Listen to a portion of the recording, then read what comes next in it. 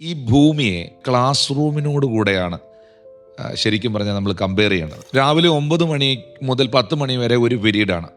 ചിലപ്പോൾ അത് മലയാളമായിരിക്കും, ചിലപ്പോൾ മാത്സ് ആയിരിക്കും. 10 മണി മുതൽ 11 മണി വരെ അടുത്ത പീരീഡാണ്. അത് രാവിലെ വന്ന സബ്ജക്റ്റ് ആയിരിക്കത്തില്ല, അടുത്ത സബ്ജക്റ്റ് ആയിരിക്കും. അങ്ങനെ ഓരോ പീരീഡുകളായിട്ട് കഴിഞ്ഞു പോകുമ്പോഴാണ് ഒരു ദിവസത്തെ ക്ലാസ് അവസാനിക്കുന്നത്. ഇതുപോലെയാണ് കർത്താവിൻ്റെ വരവിനെ നമ്മൾ കാണേണ്ടത്, ഈ ഭൂമിയെ നമ്മൾ കാണേണ്ടത്. ഓരോരോ പീരീഡുകൾ കഴിഞ്ഞു പോവുകയാണ്.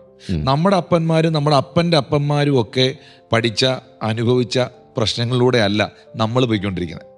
ഇപ്പോൾ നമ്മുടെ പിള്ളേർ ഇന്ന് ഫേസ് ചെയ്യുന്ന ഈ സോഷ്യൽ മീഡിയ പോലത്തെ പ്രശ്നങ്ങൾ, അല്ലെങ്കിൽ ഗെയിമുകൾ, ഇന്നത്തെ ഓൺലൈൻ ഗെയിമുകൾ, അങ്ങനെയൊക്കെയുള്ളതായ അഡിക്ഷനുകൾ, ഡ്രഗുകൾ, ഇങ്ങനെയൊക്കെയുള്ള പ്രശ്നങ്ങൾ നമ്മളൊന്നും കേട്ടിട്ട് പോലും ഇല്ലാത്ത കാര്യങ്ങളാണ് ഇപ്പം നമ്മുടെ മക്കളുമാർ ഫേസ് ചെയ്യേണ്ടി വരുന്നത്.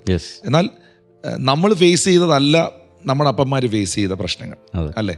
ഈ ഇന്നത്തെ അമ്മച്ചിമാരും അപ്പച്ചമാരും ഒക്കെ പറയുന്നുണ്ട്, ഇതെന്തോ കാലമാണ്, ഇതൊരു വല്ലാത്ത കാലം എന്ന് പറയുന്നത്. കാരണം അവരൊന്നും ഇങ്ങനെയുള്ള കാര്യങ്ങൾ കാണുകയോ എക്സ്പീരിയൻസ് ചെയ്യുകയോ ചെയ്തിട്ടില്ല. അപ്പം ഞാൻ പറഞ്ഞു വരുന്നത്, ഓരോ പീരീഡുകളായിട്ട് ഇങ്ങനെ ഭൂമി കഴിഞ്ഞു പോയിക്കൊണ്ടിരിക്കുകയാണ്.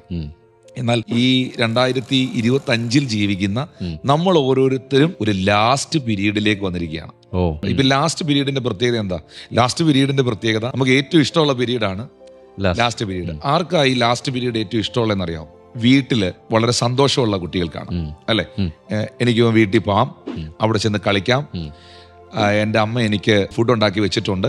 അവൻ്റെ സന്തോഷത്തിനും അവൻ്റെ റിലാക്സ്മെൻറ്റിനും ഉള്ള കാര്യങ്ങൾ ഈ ക്ലാസ്സിൽ നിന്ന് ഇറങ്ങുമ്പോൾ അവന് കിട്ടും എന്ന് ഉറപ്പുള്ള വിദ്യാർത്ഥിയോടുള്ള ബന്ധത്തിൽ, അവനൊരു വീടുണ്ട് എന്ന ഉറപ്പുള്ള ഒരു വിദ്യാർത്ഥിയോടുള്ള ബന്ധത്തിൽ ശരിക്കും ക്ലാസ് കഴിയുന്നത് വലിയ ഇഷ്ടമാണ്.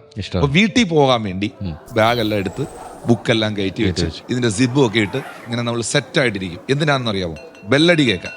ബെല്ലടിക്കണം, ഓടണം, വീട്ടിലോട്ട് ഓടണം.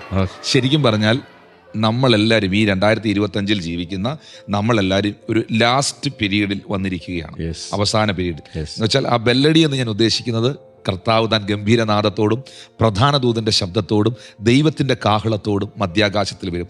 ആ കാഹളം ധ്വനിക്കും, മരിച്ച വിശുദ്ധന്മാർ ഈ ഭൂമിയിൽ നിന്ന് ഉയർക്കും, ജീവനോടെ ശേഷിക്കുന്ന വിശുദ്ധന്മാർ അവനോടുകൂടെ എടുക്കപ്പെടും. അപ്പോൾ അങ്ങനെ ഒരു തയ്യാറെടുപ്പിന്റെ ഒരു ടൈമാണിപ്പോൾ.